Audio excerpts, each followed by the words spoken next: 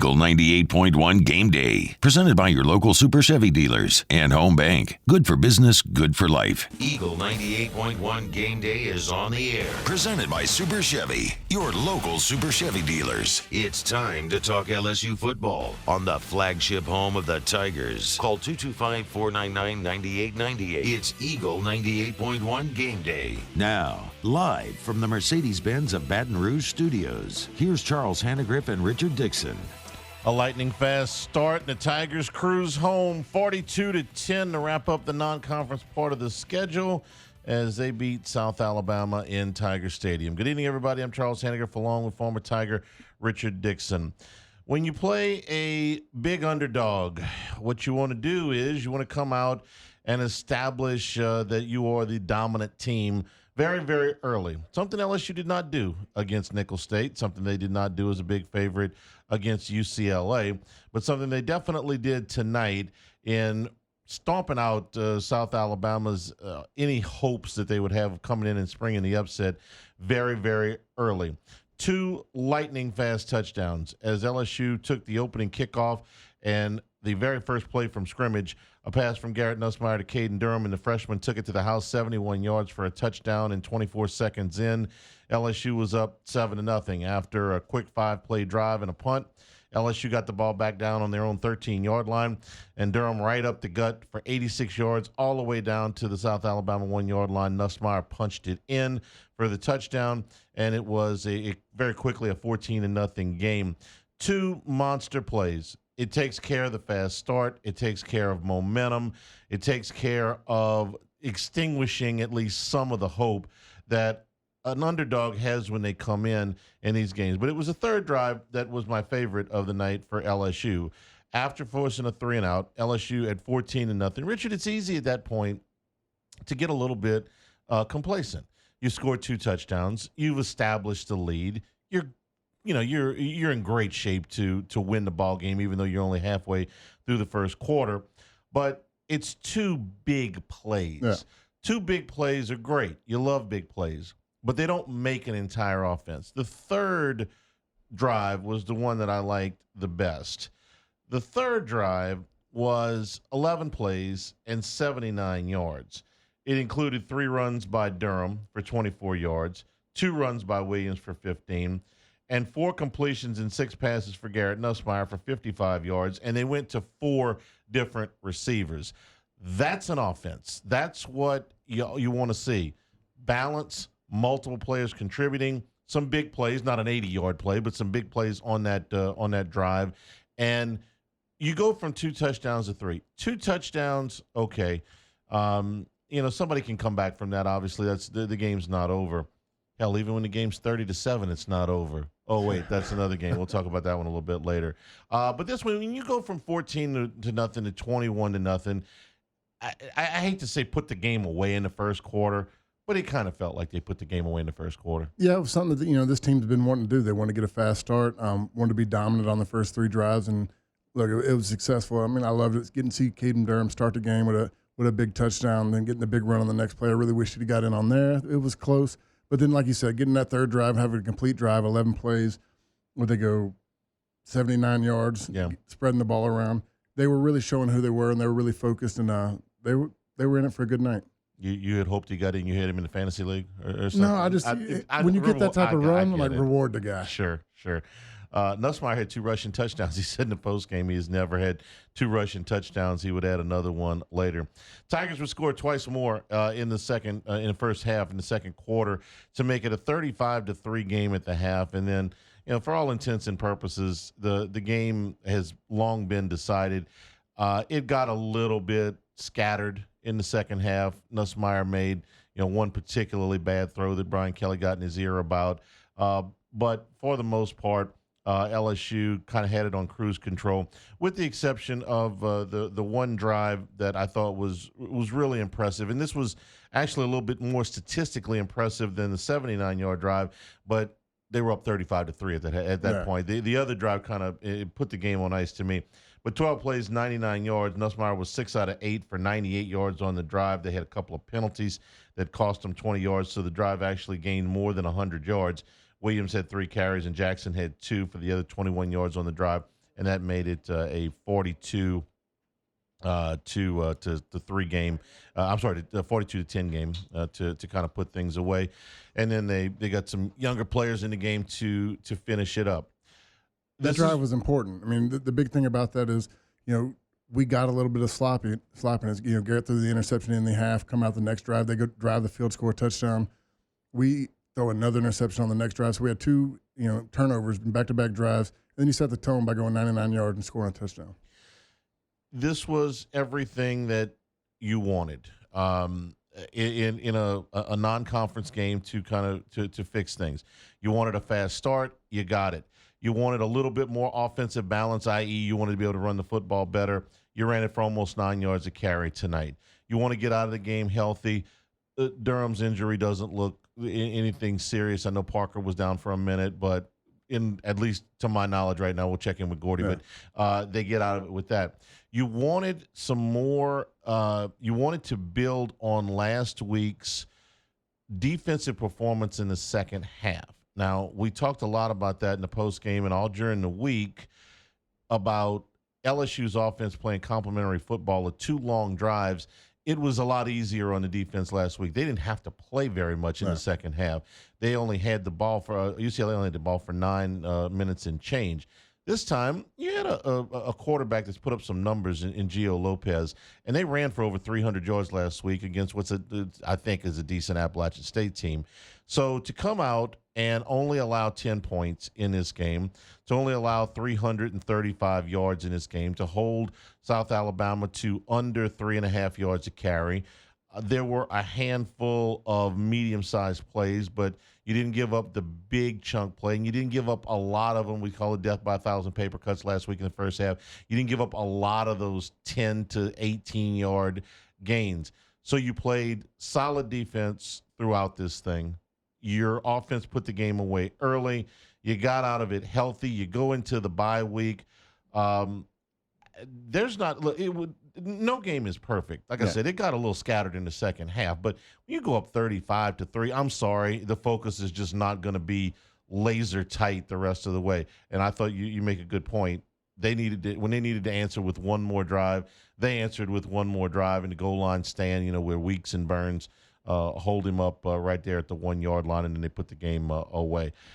This was about as good as you can do. Yeah, I mean, the defense is getting better. We're playing a lot of young guys, and it's the way they respond. They only gave up 3 in the first half. You come out of the second half, and they have a 75-yard drive, score a touchdown on another deep ball. But then they start answering. I mean, they start driving on the second drive of the second half. They get down to the 1. We make a big play, great stop, and it sets up for the offense to drive 99 yards and really redevelop the momentum. This is everything that you wanted in like I said, a non-conference game where you're a big favorite. Tigers came out and put this one to bed early. The weather was nice. Yeah, I mean, you had a really nice crowd. They got out of there a little early because the game got out of hand. But today was, I mean, that's South Louisiana. 7 days from the hottest game in the stadium to a really nice game in the stadium. Listen, maybe I'm just mellowing a little bit after 5 games because there was a lot to complain about in the first 4. I don't find a whole lot. I can go in and nitpick some plays here and there, and like I said, no game is perfect. But man, that was what else you want? When I was trying to chart the plays while we're watching the game, and I'm always looking for plays that we're going to review on Monday, I'm like, there's a lot of good plays to review. I'm trying to find negative plays. Yeah, but I'm used to look at the bad plays. Look at the bad plays. I'm like, it's going to be a lot of good things. Yeah, well, and that's okay. 499-9898 is the number to call on the LaBerge hotline. It was a wild day in college football, and it was very easy. I had both games on at the same time to watch Georgia and Alabama, which the term instant classic gets overused a little bit. That was an instant classic. Alabama wins 41-34 over Georgia, but got out to a 30-7 lead. Got out to a 28-0, 30-7 at the half, and they almost blew it. It would have been one of the most epic meltdowns ever. But Williams is unreal. 17. He's 17, and if he were 27 making those plays in the NFL, we'd still be going, wow. You're looking at a team in the second half that has scored 3 points, and all the momentum's in Georgia's favor. They're driving, scoring fast, take the lead late in the game, and then a one-play answer. I mean, it was just a crazy game to watch. There are certain teams that give certain coaches, even if those coaches are great fits. And I was thinking about this on the way over here, so I decided to get the exact numbers.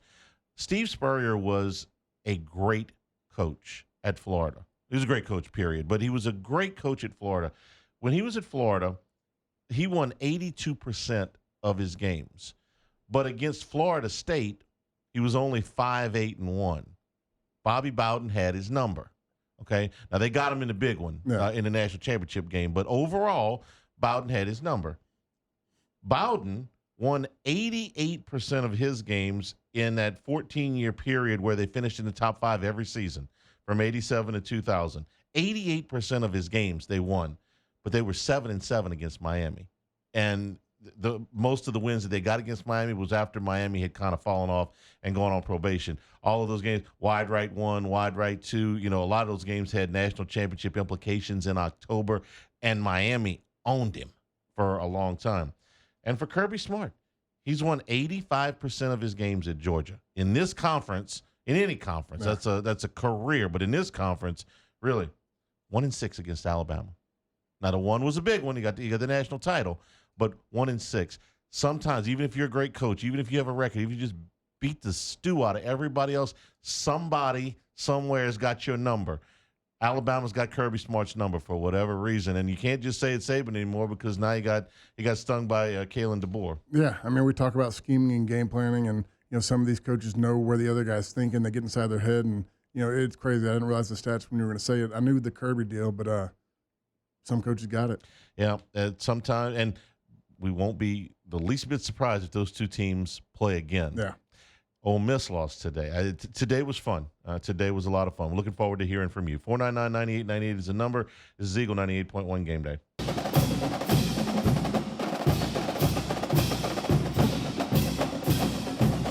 Eagle 98.1 Game Day continues. Tigers win it tonight, 42-10 over South Alabama. 499-9898 is the number on the LeBear's hotline. Jules is in New Mexico to start us off. Jules, welcome in the show. Hey, how you guys doing? Good. Hey, look, I don't want to bag on Harold Perkins. He's done some great things for LSU, and I have no doubt that he's going to go to the NFL and be an all-pro. But do you guys think that the defense is better without him? And how you guys feel about that, but let's go Trump. Okay, thanks. There's no way I don't want a Harold Perkins on the field, but what I will say is that it does have maybe some roles a little bit more clearly defined because when they were moving him around, they were moving other guys around too. Yeah, my biggest thing is it simplifies the calls for Blake Baker. It gets guys in a rhythm of playing in positions that they're used to. It's their normal position. Because when Perkins is involved, we're just trying to get him involved, moving him around, like you said, moving other guys around. They're having to learn two roles and learn different styles of play. I think for the most part, it simplifies it. But, I mean, anytime you lose a guy like that, you lose a big player, a playmaker on the defense. I'll tell you where I would, watching football today, this is where I would miss Harold Perkins the most the rest of the year. I would have him, and they missed out on this opportunity a year ago, spying Jalen Milroe when they play Alabama. Milroe was devastating against Georgia on the ground in the first half. He had a great game through the air too. But in that first half, when they were building that lead, man, and a lot of them were design runs, but he also made some dynamic runs, and he beat LSU with his feet last year. Yeah. That's where, of all the games left, that's where I would miss Perkins the most because he's the one guy. I mean, you can put a spy on Milroe if you feel like it, but he's one of the best athletes on the field, one of the best athletes in the country.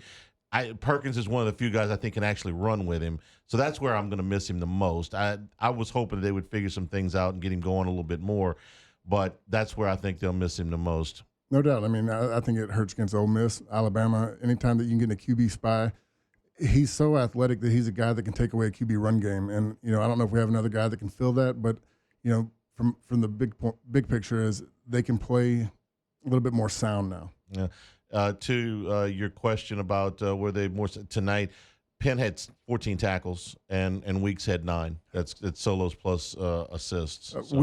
What Weeks did doesn't even show up on the stats. I mean, he was a game disruptor. He was in the backfield, taking on blocks. I mean, he made a lot of plays for other guys.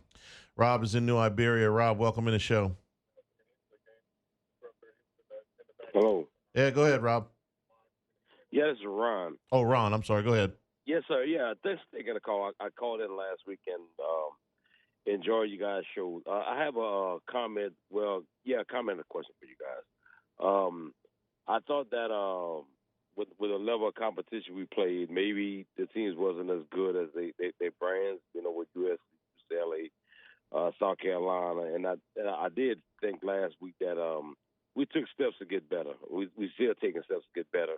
And like I said, I don't think we want to be hitting on all cylinders right now, but you can obviously we're getting better every week. And my question is to you guys is what we've seen today in the SEC and how LSU is looking. Where do you see LSU in the SEC right now? As far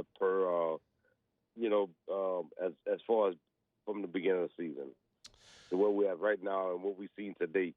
From Ole Miss getting beat and what Tennessee's done and Auburn and everything like that, Alabama and Georgia. Yeah, okay, thank you for the call. I got a hard time training my brain that Missouri and Tennessee are better than Auburn and Florida, but they are by a lot. I mean, it's just it doesn't register with me, or that Ole Miss is better than Florida or Auburn. Those two teams are struggling, obviously. Man, watching the league, Texas didn't have their starting quarterback today, but they were in a dogfight with Mississippi State well into the third quarter. You just watched Georgia shake the hell out of Alabama after they fell behind 4 touchdowns. They were right there in it with Kentucky. Kentucky goes to Ole Miss. They win there. They have the ball for 2/3 of the game. I watched a good bit of Arkansas and Texas A&M while we were doing the pregame. Man, look, Arkansas, that's the scariest team for and against. That quarterback would scare the hell out of me whether he was playing for me or against me. Yeah. So where did they finish? What do they even Vanderbilt's a lot better. And they're on the schedule. Oklahoma started a freshman quarterback on the road, first start on the road. Usually that's a recipe for disaster, or at the very least, it's very difficult to win a game with a freshman making his first start. And Oklahoma was dead to rights, down 10 points in the fourth quarter, and they get a long pass, they get an easy score after that long pass, and then they get a pick six. Auburn, gives one away basically. I don't think I answered this question. No, you want to take a shot at it? I can give it a shot. I mean, to me, I say I'll give it a shot. To me, it's still an unknown because we haven't seen LSU play a full 4 quarters. We've seen LSU play really good at times, and then we've seen them have lapses and gap integrity and pass protection, and even like tonight we saw Garrett Nussmeier make a couple bad decisions in the game. So the big picture for me is if we play our best football for 4 quarters, to me it's still wide open. I feel like we can play with anybody when we're playing our best. They're most likely to lose to Alabama and beat Vanderbilt. Those are the 2 outliers on the schedule. They'll be the biggest underdog against Alabama. They'll be the biggest favorite against Vandy. But I don't think that they are incapable of beating Alabama on the right night, especially in Baton Rouge. I also don't think that they are incapable of losing to Vanderbilt on the right night if they go out there and turn the ball over or, play the way they did in the first half against Nichols or UCLA. But I can honestly say this, and you say, well, you can say this in a year. No, I don't say this about LSU in a year. Every one of those conference games could go either way. I don't think that LSU is going to be, just if we're going to go by the numbers, I don't think that they will be any more than I don't think that it will be a double-digit favorite or a double-digit underdog the rest of the way. You think the only 2 underdogs left on the schedule are Alabama, Ole Miss? I don't know that they're an underdog to Ole Miss anymore. They were yesterday. Yeah. But Ole Miss losing and LSU winning, especially because LSU won, they covered. It depends on what Ole Miss does at South Carolina next week, but I could easily see this game as a picket, especially if Ole Miss doesn't cover in Columbia next week. Even if they win but don't cover, I could see this being a picket. At Arkansas and at Texas A&M, those will be under a touchdown either way. Alabama right now, it would be a favorite in Tiger Stadium, obviously after that big win against Georgia, but I don't think it would be double digits. I think it would probably be somewhere in the area of a touchdown. If Florida craters, maybe by the time you get to Gainesville, but no, I think literally the rest of the games on the schedule, I can make a case either way. So what happens when that happens? Usually you end up with some kind of split. Yeah. I don't think that they will go 6-1. I don't think that they'll go 1-6. So you hope that those games that are the real 50-50 games going to the fourth quarter, you hope that you can, make a play to get those. We're just hoping, we just got to get to play a complete game. A lot of season left, man. We played as good as we could in the first half, minus the last drive. Got a little lackadaisical some early in the second half. But, as far as all the way up the first 5 drives, it was the best 5 drives of football we've played. Yeah. They tonight was as good as you can get for, a non-conference game at home. That was pretty good. Jeremy's in Church Point. Jeremy, welcome into the show. Hey, can you hear me? Yep, go ahead. Hope you can. I had a question about our quarterback, our tight end, and our punter. I'm super impressed. I was disappointed in the interception. Do y'all think they left him in too long? I don't remember hearing Mason Taylor's name or seeing him do anything special tonight, which is hard to say because the guy's just amazing. And that punter, I think he's number 99, towards the end of the game, he booted one pretty close to inside the 5 or within the 10. And I just wanted to hear your comments on that. Y'all have a good evening, and thank you so much. Okay, thanks. I think they would have liked to have gotten Nussmeier out of the game a little bit earlier, but the only reason he kept him in is because he had 2 bad drives back-to-back with bad decisions. And you saw the butt chewing that Brian Kelly gave him on the sideline. He wanted to get him back and get going right and finish confident. That's one thing. The other thing is that when South Alabama got the ball down to the 1-yard line, if they don't make the stop there, it's 35-17. Okay, you can't pull your starting quarterback at 35-17. And then they went on the long drive, okay? That 12-minute drive took almost 6 minutes off the clock. So he got a little bit deeper, and then they got him out of there. So I think that under a little bit different circumstances, they would have liked to get him out there a little bit earlier. Mason Taylor had 3 catches for 43 yards tonight. There were other guys. He had 2 big catches. He had one over the middle, I want to say, for 30 yards. He had another great catch on a 3rd and 7, 3rd and 6 on the sideline. And they tried to attack him deep. They overthrew him once on the deep ball, but he went over 1,000 yards, over 100 receptions for the year. 11 players caught passes tonight. And Anderson caught another 6, and I think he's got at least 4 catches in every game so far this year. Lacey had 5, and then the backs. Durham had 3 catches. Williams had a catch. You know what? I thought Jackson had a catch. He threw it at his feet. That's right. He didn't have a catch. So you had some to the backs, and then you had some of Xavier Thomas had a couple of catches, and then you had some of the young players get in. Juwan late. Johnson, the other back, he got the reception. That's right. As far as Oschendorf, it was a great kick. Both both punters got a punt in tonight. Both of the punts were good punts.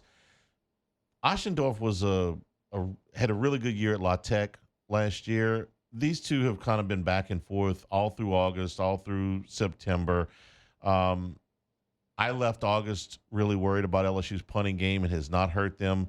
Their punts have been, for the most part, unreturnable. You haven't seen a lot in the return game. So, yeah. You only punt twice. I'm good with it. Yeah, I'm fine with those guys. Sean is in Hammond on the LeBerge hotline. Sean, welcome into the show. Yeah. Well, with Perkins being out, I was expecting to see somebody, really step up. And like you referred to it, if they wouldn't have been stopped at that 1-yard line, You know, it was 35-17. You know, we're still in the game. Yeah, they're still in the game, but I don't think that South Alabama was going to come back and win the game. But you wouldn't have been able to pull all your starters at that point if it's 35-17. You still got to play. Do I think South Alabama would have gotten a stop and come back and gotten another score and really got back in the game? I do not. But it would have been, it was 35-10 at that point. I thought Weeks took his role. I mean, Weeks really came. They sent him a lot on blitzes coming in the backfield. He's going to be a game wrecker. He was causing havoc back there. He really stepped up in that Harold Perkins role that we're used to. 9 tackles for loss for the team tonight. So you had a bunch of different guys step up. I think there were 7 or 8 different players that had at least a half a tackle for loss tonight, so it was kind of across the board. 499-9898 is the number to call on the LeBarish hotline. This is Eagle 98.1 Game Day.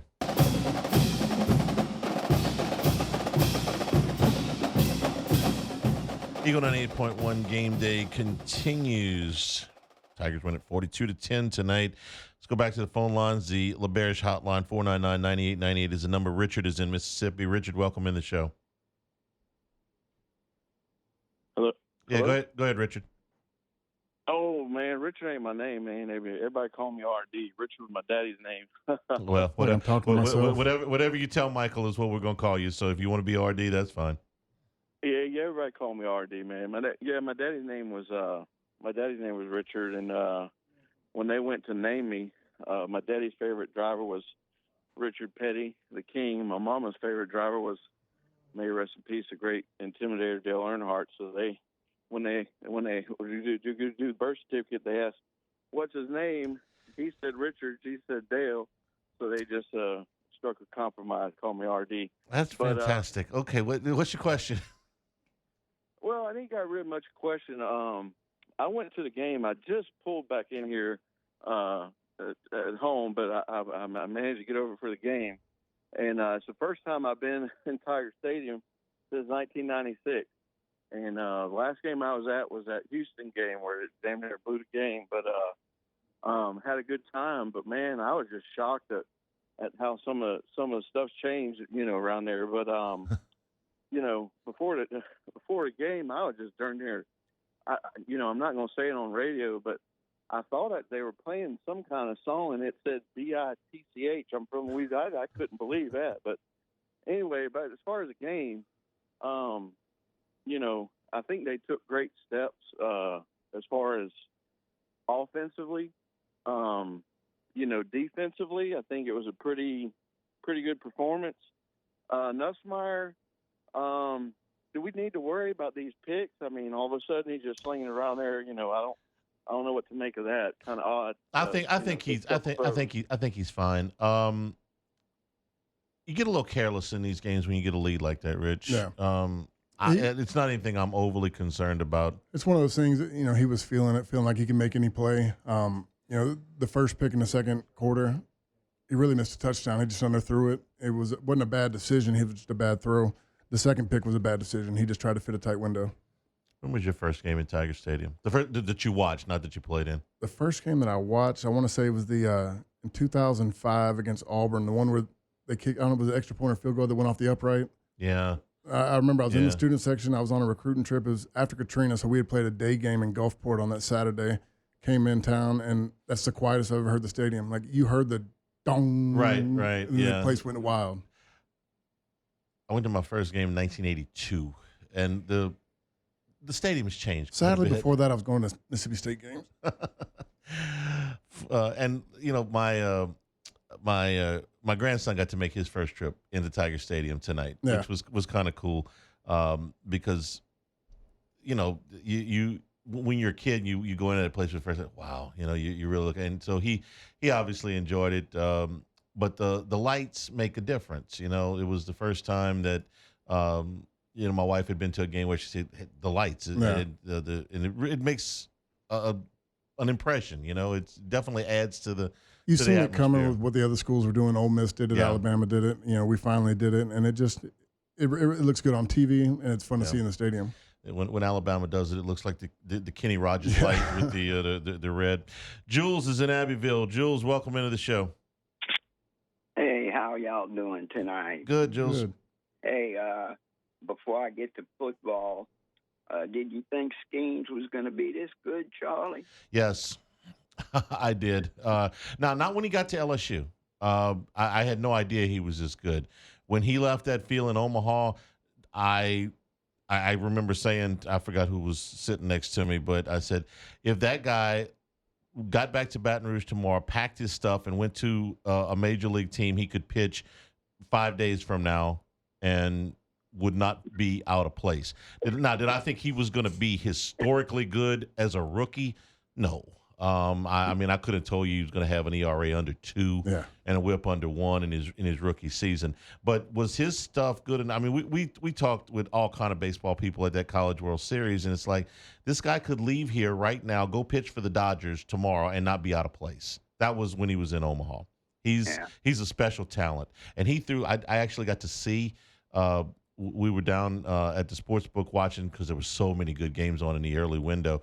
Was watching like 7 games at once. They had the Pittsburgh game on, and he threw the nastiest double bending, what looked like to me like a fork ball, but he doesn't throw a fork ball.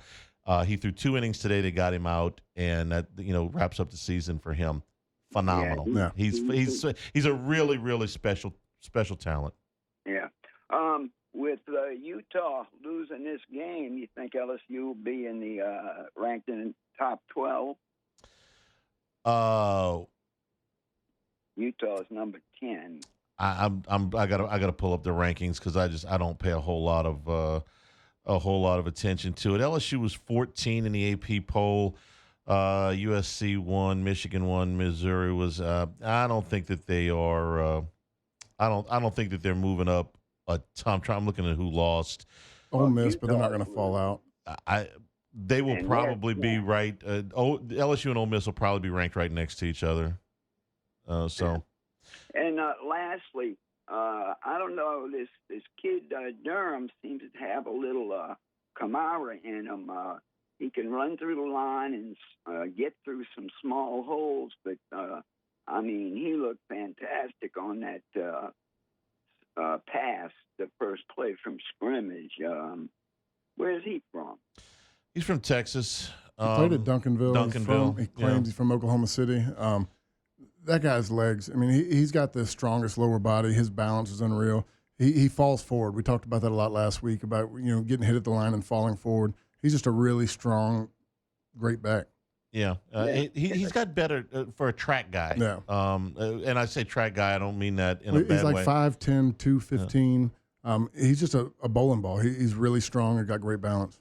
For a track guy to have that kind of push, that was what surprised me. I think it was the South Carolina game. We saw that he was pushing some piles and stuff like that. By the way, Utah ain't dead. They just scored to pull within 6, and there's still 12 minutes of game left. So they haven't lost just yet. Carla is in Walker on the LaBerge hotline. Carla, welcome into the show. Hey, Hanny. Hey, Carla. Hey, Rich. What's going on? We're another year older. Yeah. Thanks for reminding us. Oh, yeah. 2 questions, Hanny. Let me state. I think our defense is getting better. I really do. Are we ready for Ole Miss? Second question. Ricky, what's his name from Woodlawn? Collins. Collins. And the second stream in the fourth quarter. What do y'all think about them? And I'll hang up. Rich, you were watching, and Collins did fine in his short time. When he busted at the quarterback draw, I think he called him. He's like, well, the LSU quarterbacks usually don't run. Yeah. Nussmeier had 2 rushing touchdowns tonight. But you were watching the linebackers. The second group got in there. They had a little. They pulled them pretty quick. Yeah. The young linebackers got in there. I want to say early in the fourth, and went 2 or 3 plays, busted a few things, and Brian Kelly put the starters back out there. I think Reed Collins did good. Went 3 for 3. Had a good rushing play. But it's so hard to tell because once they get into that situation in the game, the playbook's so limited. They're just trying to keep the ball moving and keep the clock running.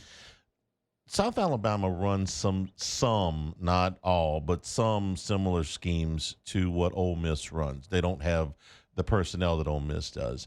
So what did you take from what they were able to do schematically? I think that they saw a lot of things that UCLA did. They attacked the backs. They went in the flats. They had a lot of guys on backside cutoff slipping out to the flat.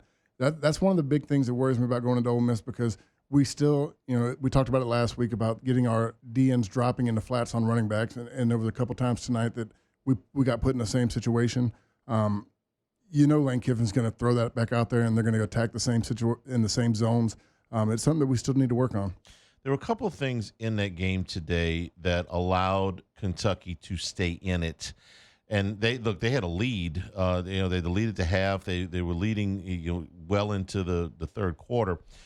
Number one, they kept that with the running game. Yeah. They ran it 47 times today. You know what they averaged per carry? 2 yards. Ooh. But it allowed them to keep the ball, and there were key penalties in the first half. Ole Miss had 3 different third down defensive penalties that extended drives. So at the end of the game, you look up, and the yardstick is fairly even a little bit of an edge to Ole Miss, but the time of possession belonged to Kentucky. It was 2-1. It was like just a touch over 40 minutes, I think, or just a touch under 40 minutes for Kentucky. And it reminded me of, you remember the Super Bowl between Buffalo and the Giants? I don't know if you remember that game.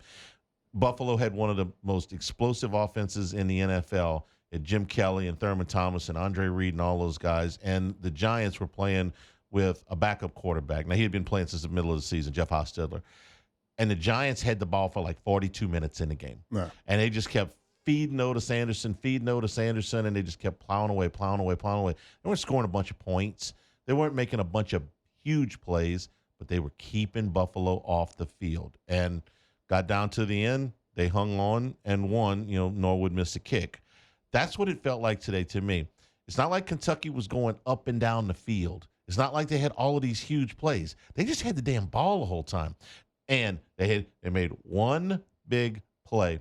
And this is, well, I said this after the game, but before I got to Alabama and Georgia, Stoops made a hell of a call. With 4 minutes to go, Kentucky's on their own 20-yard line, 4th and 7. They've got 2 timeouts left, and they're down 17-13. What do you do from your own 20-yard line, okay? 4 minutes to go, and you got 2 timeouts, so if you punt and you play defense one time, you can get the ball back. I'm punting. You're punting. But I also know from his situation and what Ole Miss has shown and what they're capable of doing, he knew that if he gets a stop, he's got a good chance to win. If you punt the ball away, you may not get it back. If you go for it, you try to throw something fairly high percentage, 7 yards. You can there's a lot of different things you can run. They threw the bomb, and they hit a 63-yard bomb, puts them into the red zone. They score 4 or 5 plays later, and they put Ole Miss behind. Ole Miss gets down there. They had a 48-yard field goal, tied at the gun. Kid misses it well left. That was a gutsy call. If you don't hit that, the game's over. The amount of close games that Kentucky's played in, it's like the football gods were on their side at this point. They just, he said we finally needed to win one of these, and they played great, had a great game plan, and like you said, they just kept the ball away from them. So I tell you all that to tell you that LSU's run game is paramount here. You don't want to get, even with the offense LSU's got, you really don't want to get into a back and forth with Ole Miss. Yeah. They lost that back and forth game last year. They had Daniels and Neighbors and Thomas and all that, and this group's really good. They ain't any better than that group. I don't want to get in a shootout with Ole Miss. No. That's exactly what Ole Miss wants to do. I want Ole Miss to do what they don't want to do. What they don't want to do is what they did today. Now, they self-inflicted a little bit of this, but I want to run the football at them. I would hope that if LSU runs about 47 times against Ole Miss 2 weeks from now, that they average more than 2 yards a carry. Yeah, I mean, that would make me feel a lot better about it. But like you said, they need to control the clock and just keep the run game going and make a few timely stops. and maybe one big play. One big play. Maybe two. Couple. I'll take. I like yeah. big plays. 499-9898 is the number to call. We're brought to you by Supreme Rice and SupremeRice.com. You're going out tailgating for LSU and Ole Miss. Make your jambalayas, make your crawfish etouffees, make your red beans, your white beans with Supreme Rice. Try the new parboiled rice in use in many, many restaurants, and you can get it where you buy rice. Brown to long grain to medium grain to jasmine, and now the parboiled rice from Supreme Rice. Grown, milled, and processed in Southwest Louisiana since the 1930s, and part of the Climate Smart program, reducing methane emissions and promoting water conservation for future generations of Louisiana farmers. For more information and some great recipes, go to SupremeRice.com. This is Eagle 98.1 Game Day.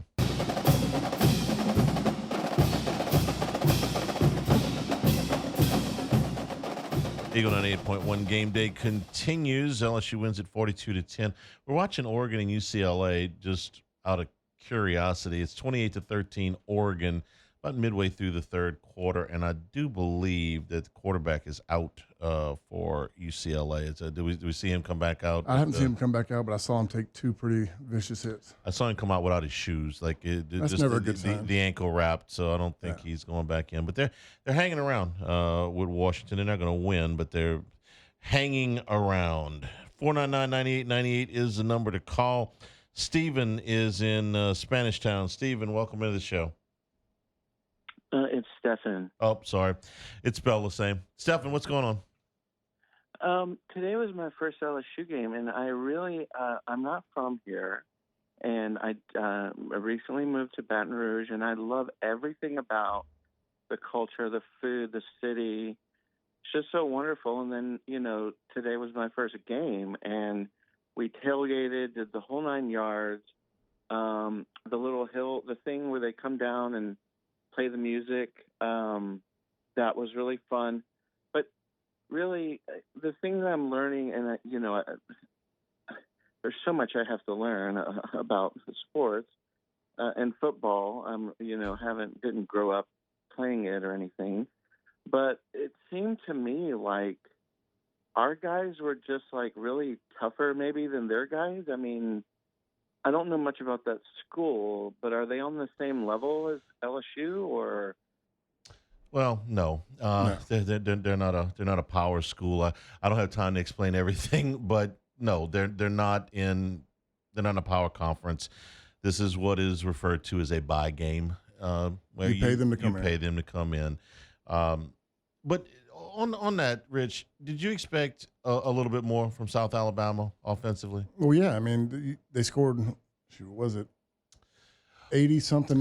That was against Northwestern. The last 2 weeks they had against App State. Yeah, they had that was a really nice win. And regardless, I mean, when you're playing at their level, you score 80 points in a game. That's pretty impressive. You're doing something where everything's clicking all cylinders. You do it against App State. You put back-to-back weeks like that. Before this game, when we were talking, I wasn't sold on taking LSU, like if I was betting money on the game with a 20-point spread, just because we hadn't seen the defense come out and stop somebody. So, yeah, I was surprised, but the defense came out, held them to 3 in the first half and a touchdown in the second half. That's why I'm encouraged by the crispness of the both units really in the first half. That's when this game was still in doubt. I think South Alabama is better than Nichols. Yeah. Okay?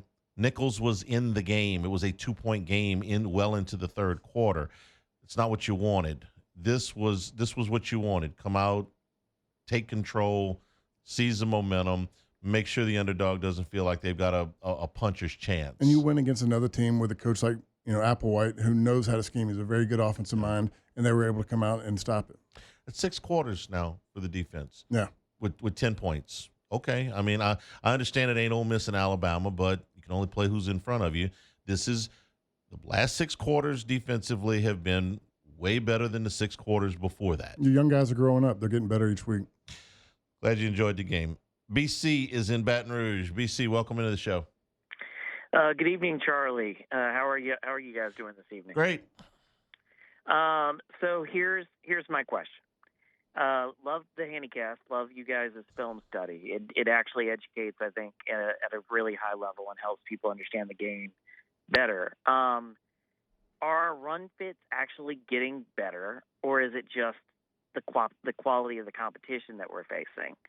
And Charlie, being the Louisiana football historian that you are, can you tell me a little bit about, after a month of football, where you think the SEC ranks in terms of conferences and how many playoff teams you see coming out of the SEC? Because I can easily see 4, but I don't think I can get myself to 5. But I'll hang up and listen. Thank you, guys. Thanks for the call. And thanks for the nice words about the podcast. We do a film study that we drop on Monday nights. Search Handycast on YouTube. Subscribe, like it. We're having a lot of fun with it. We got some new toys to work with. It's as far as the video. From week 1 to now, it's completely different, and yes, we're having a lot of fun stuff going over it. We got, like I said, we got a lot of new toys. The run fits. To his point, I mean, what we just said, you think that South Alabama is better than Nichols? I do. Okay, so we corrected from that standpoint. We didn't have the big runs like they did. There was a little lapse right there early in the second half. They broke a couple, with a run, big plays, 10 yards or more. They broke 2 consecutive. And I think that was just, guys trying to get refocused after getting a big lead. But, it's getting better, and they're getting better with technique. It's the defensive line is growing up. They're playing with their hands. They're getting their heads out there. They're going to continue to grow, but I definitely say it's gotten better. The playoff question is fascinating because we've never done this before. We've never had a 12-team playoff. I can get them to 4 pretty easy. My question is, can I get them to 5? And will they allow it to get to 5? Well, that's a good point. The committee, you may have SEC fatigue. Also, all of these top teams got to play each other. Texas has got to play Georgia. Alabama's still got to play Ole Miss. Ole Miss and Alabama have got to play LSU. Tennessee plays Alabama. All of those, there's going to be some losses coming just because they all play each other. But I look at the Big Ten, and this is where, can I get 4 Big Ten teams in? And I don't see it. Okay, Ohio State, yes. Oregon, maybe. Penn State, maybe. Michigan, no. I don't see them as a playoff team. And I don't see a second team out of the ACC. I don't see a second team out of the Big 12, although that's easier, especially if Utah comes back and wins this game. But I think those are one-bid leagues. Then you ask the Notre Dame question. Notre Dame at 11-1 is in, but that gives them no margin for error the rest of the way. Do they get in at 10-2? If they lose to USC, Florida State's nowhere near what we thought they were. If they were to lose, they got blown out tonight by SMU. So a loss to Florida State would be really bad. I don't know if Notre Dame gets in. My guess is that the SEC is going to get at least 4. And I can see a scenario where things fall right, that it's 5. And I didn't even mention Missouri. I'm still getting used to them being in the league. It's only been 12 years. But I thought they got a little bit fortunate the last 2 weeks. They could have lost either one of those games, but they didn't. So I can get them to 4 pretty easy. Can I get them to 5? That's probably tougher. And I'm with you. I think you make a point here. If they're in that room talking about a 5th SEC team, say a 10-2, that doesn't make obviously the SEC championship game. If Ole Miss is 10-2, who are your losses to? Let's say they lose a game either to Alabama or LSU, but then you got a loss to Kentucky. So how does Kentucky finish? If you're Georgia, you're 10-2, but your 2 losses are to at Alabama and at Texas. Well, I can make a pretty good case for you if you're 10-2, and those are your 2 losses, especially if you're Georgia and Clemson ends up, say, 10-2 or 11-1. Well, that win looks a lot better. It's still September, but can I get them to 4? Yeah, I can get them to 4. I could probably get them to 5. I was about to say, being the SEC guy that I am, I could get them to 5. I just don't see the committee getting there. It's really about the Big Ten. Can they get that 4th team that looks really, really good? I can't find a second team in the Big 12. No. I just think that there's too much parity in that league. I don't think you say. Now, in the ACC, that's a little bit different. Miami survives Friday night. Probably should have lost. Yeah. Could have easily lost that game, but they didn't. They won. If Clemson continues to play well, they don't play them in the regular season. If Clemson were 10-2 and 11-2, got into the ACC championship game and lost to Miami. They were 11-2, and their two losses were to an undefeated Miami team and a really good Georgia team. Do they get in? I can make that case, but that's about. And then Notre Dame. That's kind of where I'm at. I hate that about Notre Dame. Losing to Northern Illinois, I get it. It's a bad loss. I just hate the situation that they're in, that they can put themselves to where you can have a terrible loss like that and still have an opportunity to get in. Their win today against Louisville may end up being their highest ranked win of the season. Can you tell me somebody better that they are going to beat? I mean, they beat A&M. Do you think A&M is going to finish in front of Louisville? No. I don't. Not with who they still got to play. What's the biggest team that they have left on the schedule at USC? You know who I think is going to be the highest ranked team that they end up playing the rest of the way? You're going to laugh, but I've watched this team twice now.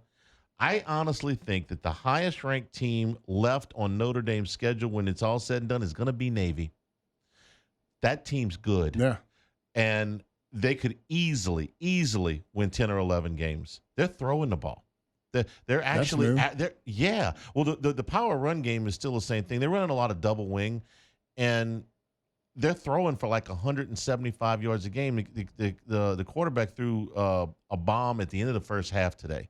Now, you tell me, they're on their own side, somewhere around a 30-yard line, 30, 35-yard line. There's about 25, maybe 30 seconds to go in the first half. What's Navy going to do? They're going to run the ball twice, maybe, and go to the locker room, right? They drop back and they throw it over there, over UAB's head and score a touchdown 15 seconds to the half. When does Navy do that? They're good, okay? Yeah. I could see them being ranked higher than anybody else because I think USC's got some more losses coming. Yeah. And the rest of it, Virginia, Florida State, Georgia Tech, Stanford, no. The chalk answer is USC. I can make a case for Navy. If Navy played USC tomorrow, I'd take Navy. Yeah. Be very interesting to see how that plays out. Yeah, no doubt. They're good. 499-9898 is the number to call. We'll take a break. This is Eagle 98.1 Game Day. Eagle 98.1 Game Day continues. The LaBerge Hotline, 499-9898 is the number. Charlie's in Lafayette. Charlie, welcome to the show. Hey, Charlie. It's good to listen to you and Richard. Always good discussion, good calls and stuff. I do have to make some corrections for you because Ole Miss and Alabama don't play this year. Ole Miss and Tennessee don't play this year. The toughest games Ole Miss has left are LSU, Oklahoma at home, and Georgia at home, LSU on the road. So Ole Miss is in a situation that if they lose to LSU, they could knock themselves out of the playoffs. But just if Tennessee and Alabama play, and I still think Tennessee is as good as any team in the SEC right now. So they're good. One of the things I can tell about LSU makes me positive. They're getting better defensively, and I think a lot of it has to do with Bo Davis. A lot of it has to do with Blake Baker. The coaching is getting better. I'm seeing improvement on defense. It's not a top, 10 defense or anything, but it's getting better. Is it going to translate into more wins down the road? I don't know, but I feel positive about the future going forward. And Matt Moscona made a good point about these defensive linemen. It's like the offensive linemen 2 years ago. These young people are playing now, and they're going to be good in 2 years, and you'll see them grow. And I'm hoping that Nussmeier, because they talked about the possibilities, a lot of quarterbacks right ahead of him, that he may come back next year because having him next year would be great. But if they don't, they don't. But anyway, keep doing what you're doing. You've got a great program. You and Richard are the best in the business. Appreciate it, Charlie. I keep forgetting that Ole Miss and Alabama don't play. Yeah. He's right. I agree with everything he said. I mean, to me, the biggest surprise so far and the biggest improvement is in the D-line. Bo Davis is doing a hell of a job with the defensive tackles. Ahmad Bro is really coming along. McKinley, got his first reps last week, getting going again this week. Got to see him play a little bit more. Relaford's playing really well.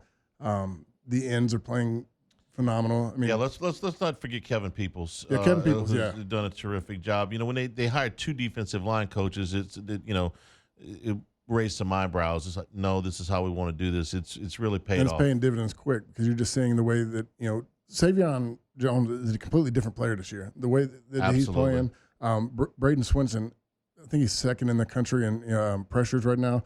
It's unbelievable. And now you get these young D tackles going. It's really looking good. To me, the biggest thing we got to continue to work on is safety play. Safety guys got beat twice deep tonight, and it wasn't it wasn't our young guys. It was our older guys who got beat. Kevin is in Baton Rouge. Kevin, welcome into the show. Kevin, go ahead. Or not. All right, Michael, wave at me. We're gonna check in with Gordy. He's got a couple updates for us from down. Well, actually, he was down in the locker room afterwards. He was up in the booth tonight. Color? Yeah, he was. Hester's off gallivanting. He gets to take a game off. I think he's got like 3 national games that he's doing. Okay. And I guess he was in Tuscaloosa Good thing today. good thing I didn't text him to shoot me a screenshot of all the. Hester doesn't clear his schedule with me, so I think he was in Tuscaloosa tonight. Gordy, is that where Hester was? I know you were up in the booth. You had Big Fave down on the sideline tonight. Yeah, so Hester had committed before the season to do a handful of Sirius XM things. Fortunately, one of them was UCLA at LSU, but he was in Alabama, and I believe he's in Seattle for the Ole Miss game, but he'll do the rest of the games. Your thoughts on LSU's win tonight? Biggest thing for me, and that's why I was interested to see what Richard thought. But the biggest thing that jumped out at me was that LSU went tempo offensively. And for that, it did a couple of things. I thought Garrett looked really, really comfortable. And secondly, by going tempo, that they really dictated substitutions and limited the number of things that South Alabama could do defensively. And I thought it helped the running game tremendously. I thought Garrett looked really, really comfortable. Even brought back some Garrett Nussmeier gunslinger thoughts.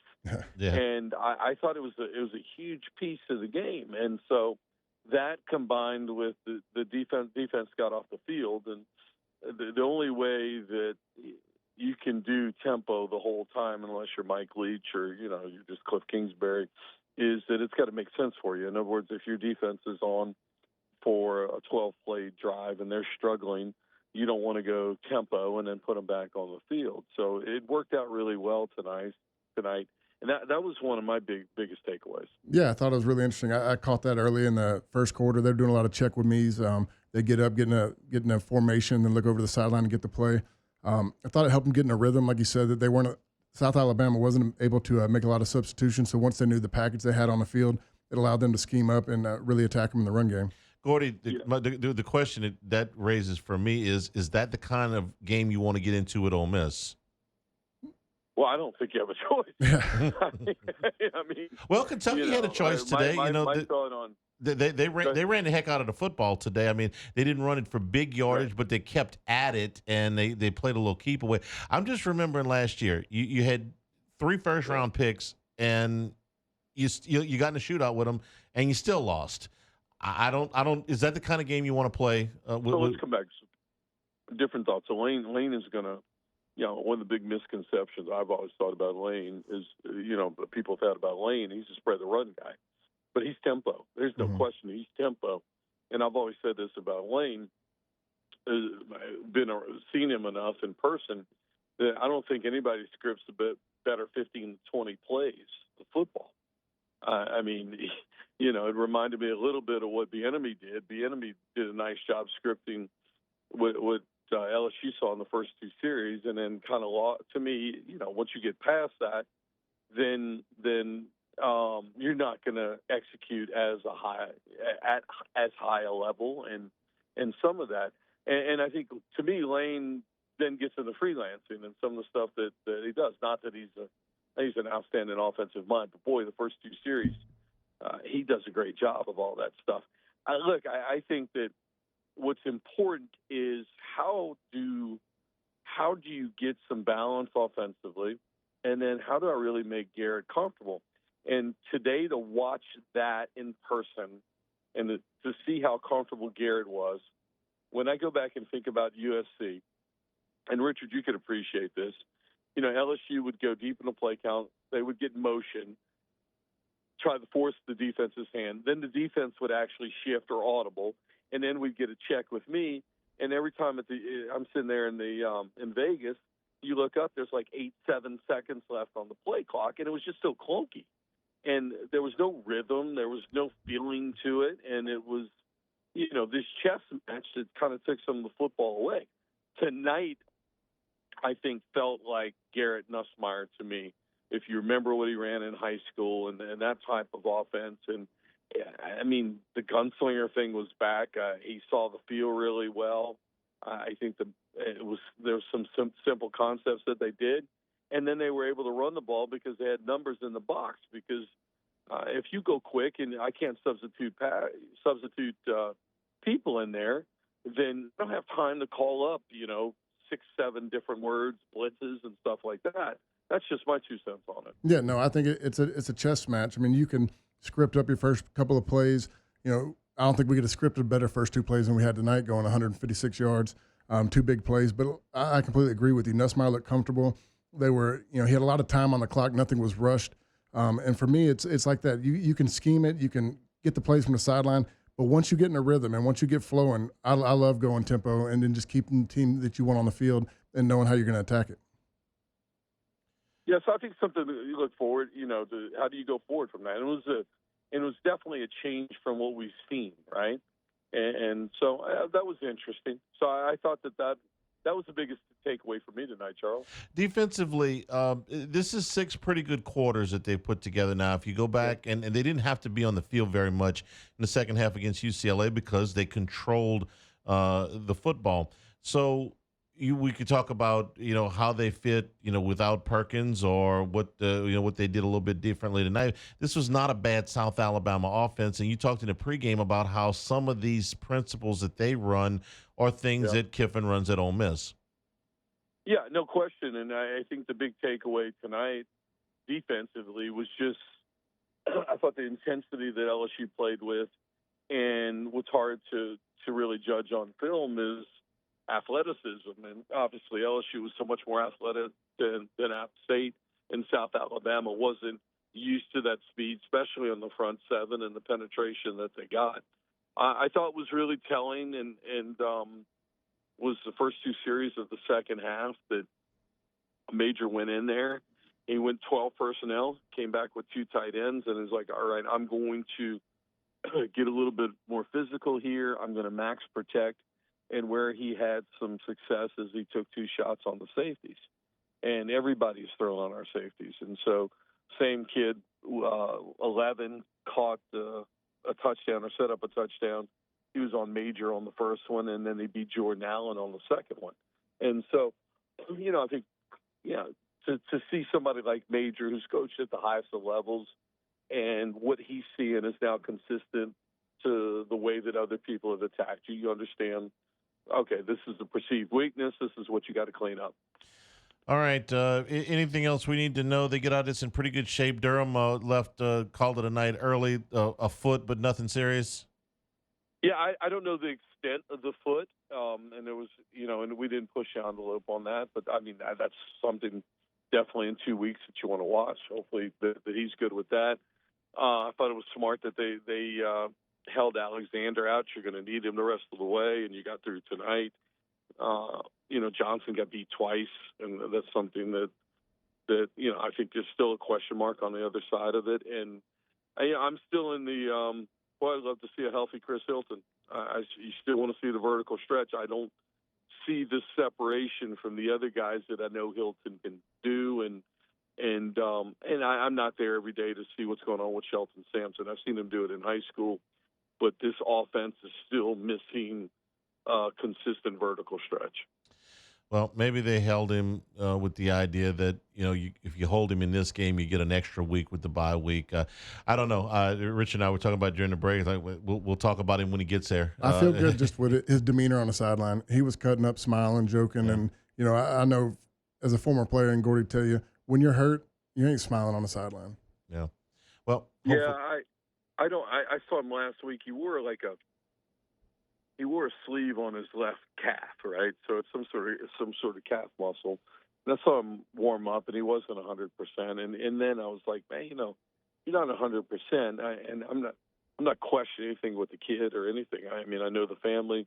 He's a good kid. He's an outstanding football player. But I'll put it to you like this: you need a vertical stretch. You need Chris Hilton once you get an SEC play. I mean, he's a proven. I've seen enough of him that he can do it. I know the kid can run, and there are too many inferior cornerbacks that are squatting on your people. And 2 and 4 are fine football players, but they're not. They don't scare me. I'm going to play press. I'm not worried about them beating me over the top. You got 14 days from today. Let's hope that they can get him back out there for Ole Miss. Gordy, enjoy the off week, and we'll check back in with you before LSU plays Ole Miss. Okay, guys. Thanks a lot. And we'll take a break here. Last game coming down as Oregon has opened up now 3-touchdown lead on UCLA. And Arizona looks like they will hand Utah their first loss. They are up 13 points with 2 minutes to go in Salt Lake City. This is Eagle 98.1 Game Day. Eagle 98.1 Game Day. Stat Check. Presented by Luba Workers Comp. Luba Workers Comp. Delivering genuine dependability. Box score mirrors the final score as far as dominance by the Tigers. 29-16 first downs. Total yards 667 to 333 in LSU's favor. Passing yards 430 to 221. Rushing yards 237 to 112.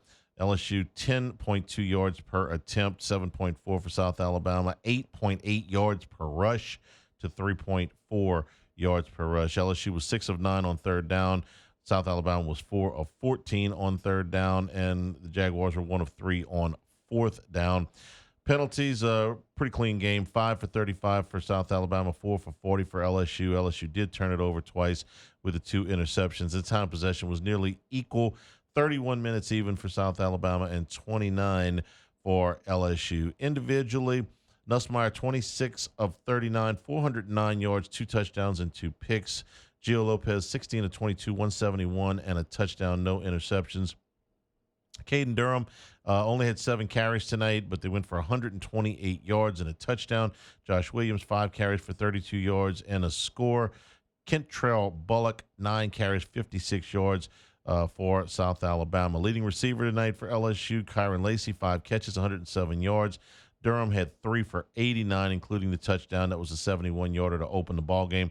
And Aaron Anderson with 6 more catches tonight, 73 yards and a touchdown. Anthony Eager, 4 for 91 and a score for South Alabama. Defensively, Greg Penn led the way, 14 total tackles, 7 solos, half a tackle for loss. Whit Weeks, 9 total tackles, 4 solos and a tackle for loss. And Major Burns with 8 tackles tonight, 3 solos and a half for a loss. Amaron Fortenberry, that's another good name. It's been a good year for names.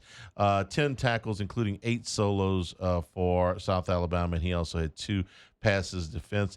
Xavion Thomas, 2 kickoff returns, one of them 39 yards that set up an LSU scoring drive. At some point. He's broken some, just not for a touchdown yet. He's broken some long ones. That was another good one tonight. And kicking tonight, Oschendorf and Todd each had 1 punt, 47-yard average between the 2 of them.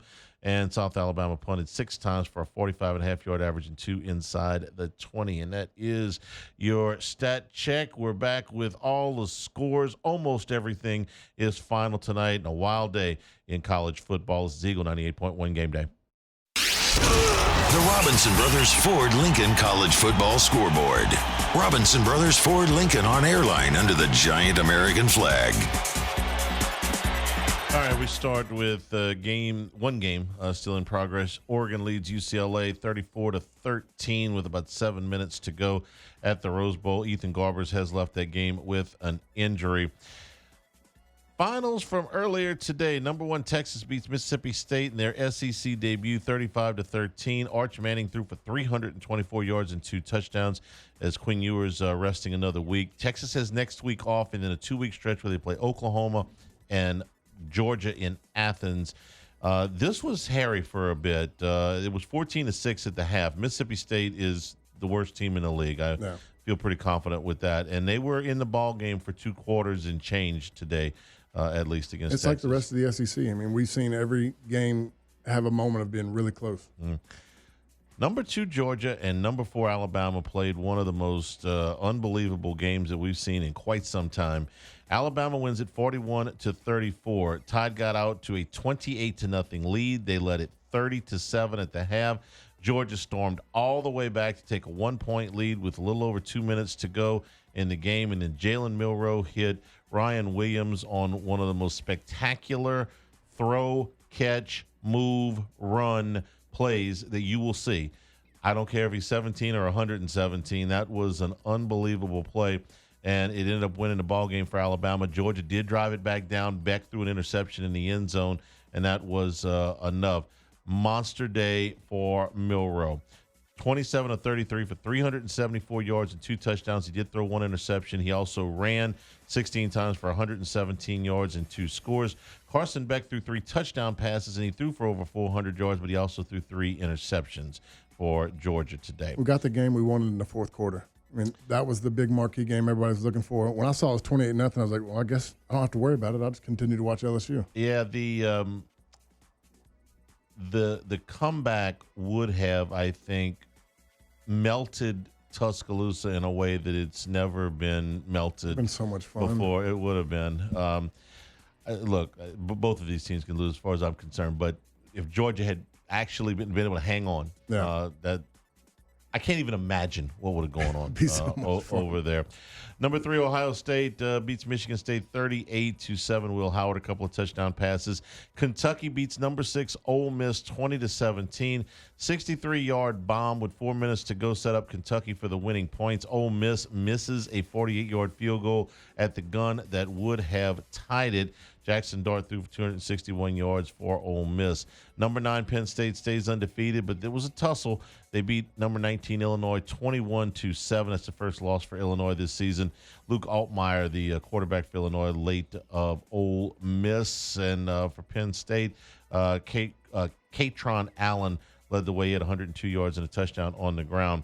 Arizona hands number 10 Utah their first loss of the season, 23-10. Cam Rising did not play in this game for Utah. Number 12, Michigan held off Minnesota 27-24. 21 points by the Golden Gophers in the fourth quarter, but the Wolverines hang on for the win. Number 13, USC outscored Wisconsin 28-0 in the second half. It's a good thing because they trailed 21-10 at the break. 38-21 USC was your final. Miller Moss threw for 308 yards and 3 touchdowns. Number 16, Notre Dame beat number 15, Louisville, 31-24. The Irish go to 4-1 on the season. Number 17, Clemson beat Stanford 40-14. 4 touchdowns for Cole Klubnik. Iowa State shut out Houston. The number 18 Cyclones win it 20-0. Number 23, Kansas State beat number 20 Oklahoma State 42-20. DJ Giddens with 187 yards on the ground for the Wildcats and a touchdown. Oh, Auburn. Number 21 Oklahoma beats Auburn 27-21. Auburn had a 10-point lead in the fourth quarter. They had the lead in the ball with 4 minutes to go. What was the overlying theme for Auburn? Stop turning the ball over. In their 2 previous losses, they turned the ball over 5 times in each of those games. They get to the 4-minute mark. They got the lead and the ball. They haven't turned the ball over all day. And Peyton Thorne threw a pick 6. He did throw 3 touchdown passes on the day, but Oklahoma wins it 27-21. Number 22 BYU beat Baylor 34-28. BYU was up 21-0. It seemed like before Baylor got off the bus. Good rally by Dave Aranda's crew, but they come up short. Number 24 Texas A&M beat Arkansas 21-17 in Dallas. I'm actually going to be sorry to see this series leave Dallas. They're going back on campus next year, which ordinarily I'm a big fan of. Yeah. It's supposed to be played on campus, but they have played some of the damnedest games up there. Oh, no doubt. In that series. series. A&M's now won 12 out of 13 in the series, but 7 of them have always been close, it feels like. always. And I'll tell you, we're going to see Arkansas in a few weeks. Taylon Green is the scariest quarterback in the country for his team and the other team. Every game, every time he goes back there, you might see something spectacular. You might see something disastrous. He's got the capability of doing both of those things. He's got so much playmaking ability with his legs, throwing the deep ball. Like you said, he has the tendency to make the bad mistake. Had a fumble on what would have been, their game-winning drive at the end. Hung on to it a little bit too long, was trying to scramble out, gets hit from behind. A&M recovers a fumble, and they hold on to win. Number 25, Boise State beat Washington State, hands Wazoo their first loss of the season, 45-24 was the final there. Elsewhere in college football today is get my computer to reboot here for just a second. It was Indiana over Maryland, 42-28. Hoosiers are 5-0 for the first time since 1967. Nebraska beat Purdue 28-10. This game was scoreless at the half. Nebraska's now 4-1. UConn beat Buffalo 47-3. It was Boston College. 2 touchdowns in the fourth quarter to come from behind and beat Western Kentucky 21-20. NC State over Northern Illinois 24-17. Syracuse beat Holy Cross 42-14. Navy beat UAB 41-18. Watch the midshipman. I'm telling you, Blake Horvath, the quarterback, is a fantastic player. He threw for, Navy quarterback, 225 yards today and 2 touchdowns. Tulane beat South Florida today 45-10 and made it look easy. Darian Mensah threw for 326 yards and 3 touchdowns. The Wave led it 31-7 at the half. James Madison beat Ball State 63-7. It was Sam Houston over Texas State 40-39. Miami of Ohio beat UMass 23-20. That was in overtime. UL Lafayette goes to Winston-Salem, beats Wake Forest 41-38. Ben Woolridge threw for 257 yards and 3 touchdowns for the Cajuns.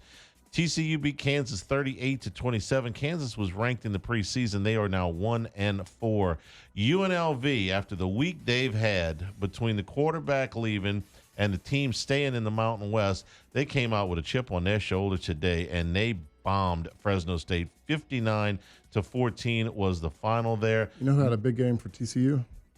Jack Besh. Yeah. He had 10 receptions, 131 yards, 2 touchdowns. He's really coming out this year. I want to say he's leading the Big 12 in receptions, or maybe yards. It's one of the two. UNLV's new quarterback, Mikey Keene, threw for 316 yards and a touchdown. Central Michigan beat San Diego State 22-21. It was Georgia Southern over Georgia State 38-21. Marshall over Western Michigan 27-20. Ohio over Akron 30-10. Eastern Michigan beat Kent State 52-33. It was Duke over North Carolina 21-20. After allowing 70 points last week, North Carolina pitches a shutout in the first half against Duke. Took a 17-0 lead to the break, and I'm not sure, but I think they may have led 20-0 at one point and lost. They're fixing some things. Really? Let me know when they get that finished. Yeah. East Carolina beat Texas San Antonio 30-20. Big day for Colorado. They beat UCF 48-21. They were a 2-touchdown underdog going to Orlando. Shadur Sanders threw for 290 yards and 3 touchdowns for Colorado. Old Dominion beat Bowling Green 30-27. It was Florida National over La Tech 17-10. UT Martin beat Kennesaw State 24-13. Florida Atlantic over Wagner 41-10. UL Monroe beat Troy 13-9. It was Charlotte over Rice 21-20. North Texas beat Tulsa 52-20. Memphis beat Middle Tennessee 24-7. SMU, their ACC debut, a big one. They bombed Florida State 42-16. It was Texas Tech holding on to beat Cincinnati 44-41 in a wild game in Lubbock. New Mexico beat New Mexico State 50-40. It was Wyoming getting their first win of the season. They beat Air Force 31-19. And App State and Liberty was canceled because of Hurricane Helene, which did some tremendous damage in Florida, Georgia, North Carolina, Tennessee. My parents just bought a house up there, or built a house up in North Carolina. Can't get to it. The damage that we saw to the roads, it's unreal. You're used to seeing tree damage, house damage, flooding and stuff like that. The roads were actually destroyed by this storm. The creeks and the rivers are just raging. I mean, I've been watching that the last 2 days just because my mom was supposed to be there 2 days ago. Thank God all of her flights got canceled. Yeah, I would say stay where you stay where you are because that's a really, really tough thing that they're going through. Couple more to finish up. Prairie View beat Grambling 36-34, and that is your college football scoreboard. Game balls are next. Eagle 98.1 Game Day. 98.1 Game Day. Game Balls. Presented by WCK Foundation Repair. WCK Foundation Repair. Support your home team. WCK Foundation Repair. All right, your first. I'm taking the easy one. Yeah. Durham. 217 yards on 10 touches, 2 touchdowns. Pretty electric. 2 drives into the game. He had done the number. Yeah, his first 2 touches went for 156 yards. Ain't bad. Take that. Yeah. I'll go an ode to one of your guys, your former number 18. I'll go with 18 tonight. Greg Penn with what I believe is a career high tackles, 14 tonight, 7 solos, 7 assists, and a half a tackle for a loss. Thought he played really well tonight. And Savion Jones, another 4 tackles, another tackle and a half for a loss. You said earlier he looks like a completely different player than what we saw last year. The way he's moving, I mean, he's tackling. A lot of effort plays. He's chasing guys down, making plays on the backside that already broke for 4 or 5 yards. I mean, he's doing awesome. So many people that we could have picked. 7 different rushers tonight, 11 different receivers. A lot of guys played on defense. Whit Weeks had a really good game with 9 tackles. So Major Burns, Weeks and Burns made the stop. Played the second half on the goal line. Yeah. So lots of good stuff tonight as LSU wins it 42-10. They go into the first bye week of the season at 4-1, 3-0 at home, and 1-0 in the Southeastern Conference. We're back to wrap it up after this. Eagle 98.1 Game Day.